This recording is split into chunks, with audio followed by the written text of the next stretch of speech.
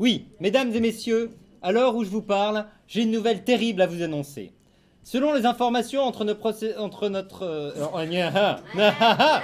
Selon les informations en notre possession et après avoir vérifié avec le ministère de l'Intérieur, nous sommes à présent en mesure de vous l'annoncer. Ségolène Royal n'était pas dans le vol MH370. Les conséquences sont terribles. On peut s'attendre à tout moment à ce qu'elle ne soit pas disparue. Ce qui signifierait à terme la réapparitude de multiples troubles sensoriels pour les Français, et qui sont les suivants. Apparition inopinée de sourires carnassiers en passant devant un kiosque à journaux, une télévision ou même dans TéléZ. Perturbation auditive avec la seule tentative connue de parler couramment le T9.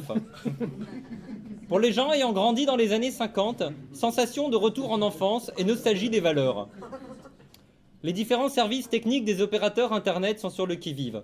On s'attend à tout moment à ce que l'on appelle pour leur signaler un problème de réception du son avec leur réception de télé.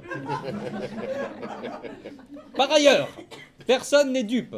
Chacun sait que si François Hollande nommait au gouvernement Ségolène Royal, ce serait uniquement pour faire chier Manuel Valls et pour faire remonter sa propre cote de popularité, parce qu'en effet, comment en vouloir à un homme qui aurait vécu tant de temps avec Ségolène Royal?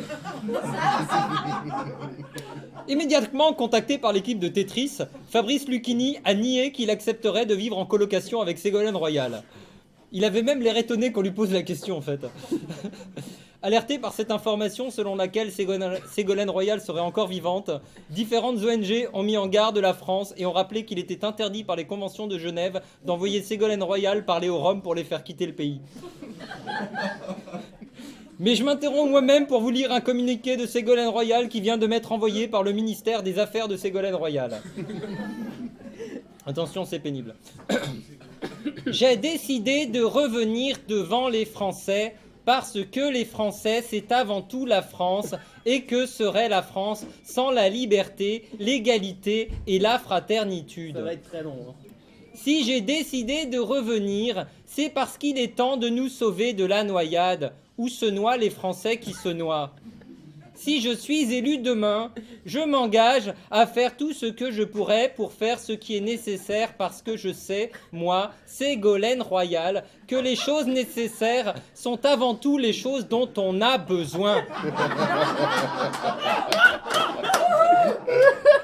Si je reviens, c'est parce que je porte l'amour de la revenitude, sans quoi je ne serais pas revenu.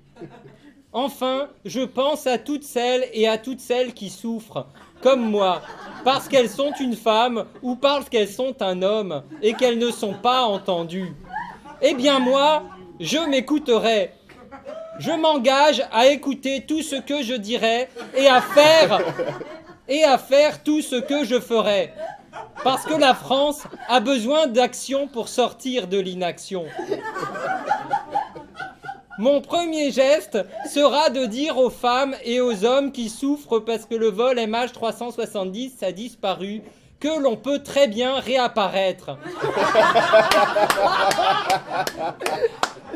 Et que si j'y suis arrivé, le Boeing 777 peut aussi y arriver. Moi, présidente du Poitou, je ferai mettre des amendes à tous les avions de ligne qui ne respectent pas leur itinéraire.